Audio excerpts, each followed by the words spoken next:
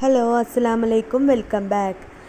ഇന്നൊരു കേക്കിൻ്റെ റെസിപ്പി ആയിട്ടാട്ടോ വന്നിരിക്കുന്നത്. അപ്പോൾ ഇത് നല്ല സോഫ്റ്റ് ആയിട്ടുള്ള ഒരു ചോക്ലേറ്റ് സ്പഞ്ചാണ് ഞാനിവിടെ തയ്യാറാക്കിയിട്ടുള്ളത്.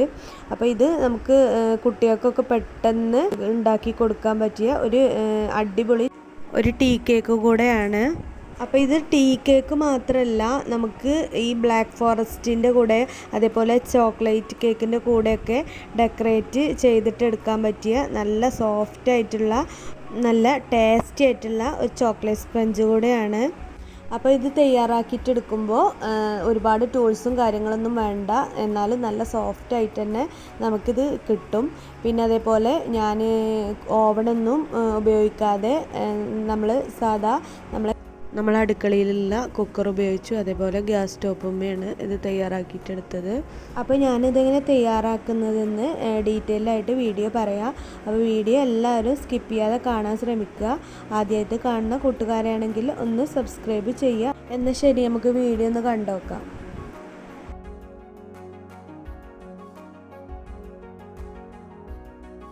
ആദ്യം തന്നെ മധുരത്തിന് ആവശ്യമായിട്ട് 1/4 കപ്പോളം പഞ്ചസാര പൊടിച്ചിട്ടെടുക്കണം. അപ്പോൾ അതിന് വേണ്ടിയിട്ട് 250 ml കപ്പിലാണ്, മെഷർമെൻറ്റ് കപ്പിലാണ് ഞാനിവിടെ പഞ്ചസാര എടുത്തത്. അപ്പോൾ ഇത് നന്നായിട്ട് പൊടിച്ചിട്ടെടുക്കുക.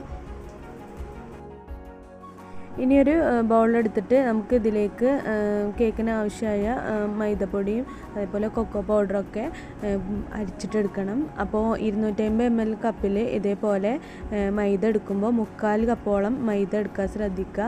എന്നിട്ട് ഒരു 1/4 കപ്പോളം കൊക്കോ പൗഡറും ഇതിൻ്റെ കൂടെ ഇട്ട് കൊടുക്കുക. അപ്പോൾ ഇനി ഇതിലേക്ക് 1 ടീസ്പൂണോളം കോൺഫ്ലവർ കൂടെ ഇടുന്നുണ്ട്. കോൺഫ്ലവർ കൂടെ ഇടുന്നത് നമ്മളെ കേക്ക് നന്നായിട്ട് സോഫ്റ്റ് ആവാനും അതേപോലെ പെട്ടെന്ന് ബേക്കായി കിട്ടാനും വേണ്ടിയിട്ടാണ്.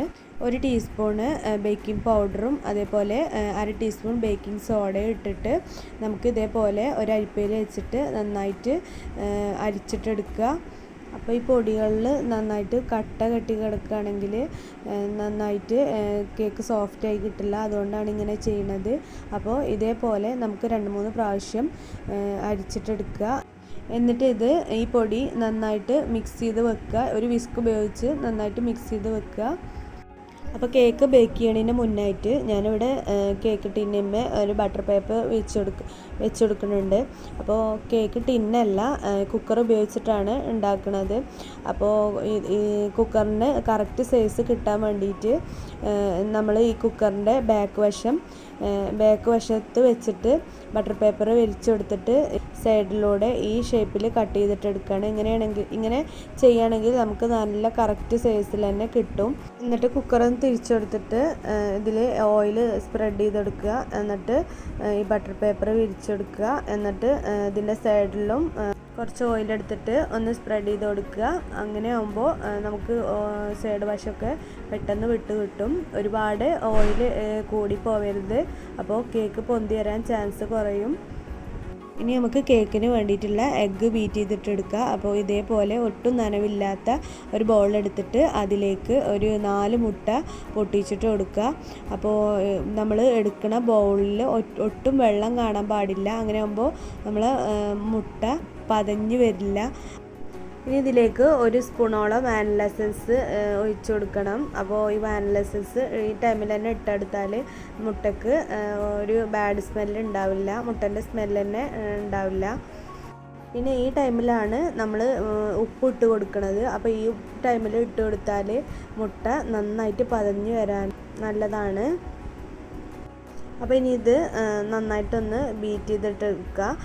നമ്മുടെ കയ്യിൽ ബീറ്റർ ഉണ്ടെങ്കിൽ അത് ഉപയോഗിച്ചിട്ട് ബീറ്റ് ചെയ്യുക, അല്ലെങ്കിൽ ഒരു വിസ്ക് ഉപയോഗിച്ചിട്ടും ബീറ്റ് ചെയ്തിട്ടെടുക്കുക.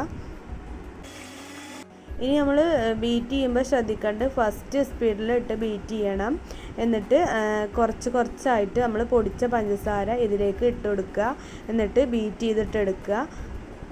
വിസ്ക് ഉപയോഗിച്ചിട്ട് ബീറ്റ് ചെയ്യുകയാണെങ്കിൽ ഈ മെത്തേഡിൽ നമ്മൾ ബീറ്റ് ചെയ്തിട്ടെടുത്താൽ മതി. അപ്പോൾ ബീറ്റർ വെച്ചിട്ടാണെങ്കിൽ ഒന്നും കൂടെ നന്നായിട്ട് നല്ല സോഫ്റ്റായിട്ട് കിട്ടും. അതുകൊണ്ട് ബീറ്റർ ഉണ്ടെങ്കിൽ ബീറ്റർ ഉപയോഗിക്കുക. പിന്നെ ശ്രദ്ധിക്കേണ്ടത് പഞ്ചസാര കുറച്ച് ഇട്ടിട്ട് ബീറ്റ് ചെയ്താൽ മതി. അതിനനുസരിച്ച് നമ്മൾ ബീറ്ററിൻ്റെ സ്പീഡും കൂട്ടി വരണം. ലാസ്റ്റ് ഇതേപോലെ മുട്ട നല്ല ഇതേപോലെ നല്ല ഫ്ലഫി ആയി വരുമ്പോൾ ഇതിലേക്ക് നമ്മൾ ബാക്കിയുള്ള എല്ലാ പഞ്ചസാര ഇട്ട് കൊടുത്ത് സ്പീഡ് കൂട്ടിയിട്ട് എടുക്കുക. അപ്പോൾ ഇതേപോലെ നല്ല ക്രീമി കൺസിസ്റ്റൻറ്റിലെത്തുമ്പോൾ ബീറ്റർ ഓഫ് ചെയ്യുക. പിന്നെ ഇതിലേക്ക് ഓയിൽ ഒഴിച്ചെടുക്കാൻ ഞാൻ മറന്നിരുന്നു. അപ്പോൾ ഈ ടൈമിൽ തന്നെ ഓയിൽ ഒഴിച്ചെടുത്തിട്ട് ഒരു ഫസ്റ്റ് സ്പീഡിൽ ഒന്ന് ബീറ്റ് ചെയ്തിട്ട് എടുത്താൽ മതി. എന്നിട്ട് നമ്മൾ എടുത്തു വെച്ച ഈ പൊടി ഇതിലേക്ക് ഇട്ട് കൊടുക്കുക. പിന്നെ അതേപോലെ ഒരു 1/4 കപ്പോളം പാലെടുത്തിട്ടുണ്ടായിരുന്നു, അതും ഇതിലേക്ക് ഒഴിച്ചു കൊടുത്തിട്ട് നമുക്ക് ഈ ടൈപ്പിൽ നമുക്ക് മിക്സ് ചെയ്തിട്ട് എടുക്കുക. പൊടികൾ ഇടുമ്പോൾ കുറച്ചായിട്ട് ഇടാൻ ശ്രദ്ധിക്കണം, അല്ലെങ്കിൽ ഒരുമിച്ച് ഇടുകയാണെങ്കിൽ ആകെ കട്ട കുത്തി നമ്മളെ മാവ് കറക്റ്റ് അളവിൽ കിട്ടില്ല. പിന്നെ നല്ല സോഫ്റ്റായിട്ട് കിട്ടാൻ വേണ്ടിയിട്ട് ഇതേപോലെ ഈ മെത്തേഡിൽ ട്രൈ ചെയ്യുക. ഇനി ഇത് കുക്ക് ചെയ്യാൻ വേണ്ടിയിട്ട് ആദ്യം തന്നെ നമുക്കൊരു പഴയ ഒരു നോൺ സ്റ്റിക്കിൻ്റെ പാത്രം അല്ലെങ്കിൽ ഒരു ചട്ടിയൊക്കെ വെച്ച് കൊടുക്കുക. എന്നിട്ട് അതിൻ്റെ മുകളിലാണ് നമ്മൾ ഈ കുക്കർ വെച്ച് കൊടുക്കേണ്ടത്. അപ്പോൾ ഈ കുക്കറിലേക്ക് നമ്മൾ നേരത്തെ ഓയിലൊക്കെ സ്പ്രെഡ് ചെയ്ത് വെച്ച് ഈ കുക്കറിലേക്ക് നമുക്ക് നമ്മൾ ഉണ്ടാക്കിയ ഈ ബാറ്റർ ഇതേപോലെ ഒഴിച്ചു കൊടുക്കുക.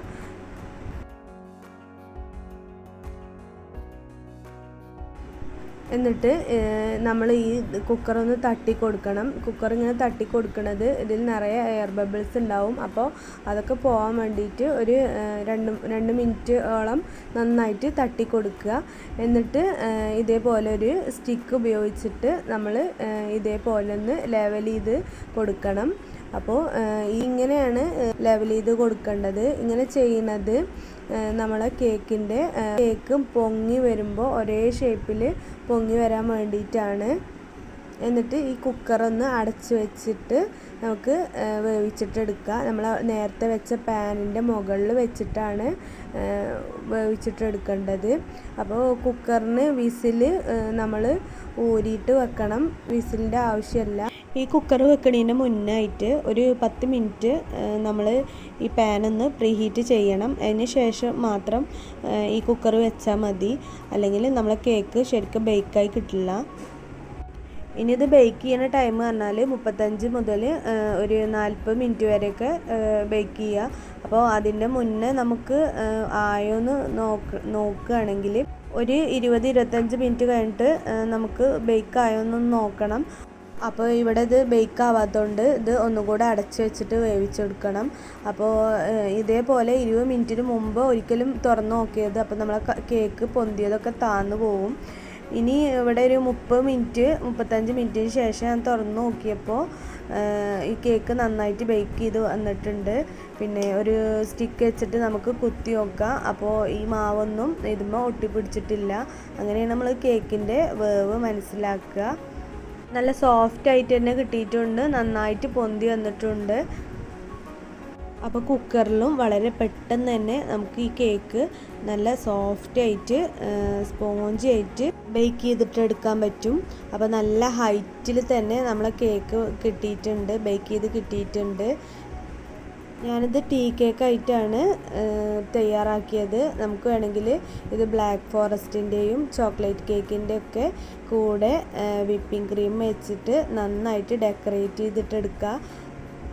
അപ്പോൾ അതിന് വേണ്ടിയിട്ട് ട്രൈ ചെയ്യുമ്പോൾ ഈ മെത്തേഡിൽ ട്രൈ ചെയ്താൽ മതി, നല്ല സോഫ്റ്റായിട്ട് കിട്ടും.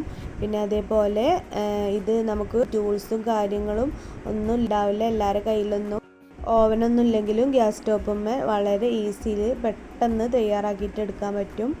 അപ്പോൾ എല്ലാവരും ഈ മെത്തേഡിൽ ട്രൈ ചെയ്യുക. വീഡിയോ ഇഷ്ടപ്പെട്ട എല്ലാവരും സബ്സ്ക്രൈബും ലൈക്കും കൂടെ ചെയ്യുക. എന്നാൽ ശരി, അടുത്ത വീഡിയോയിൽ കാണുന്നത് വരെ അസ്സലാമു അലൈക്കും.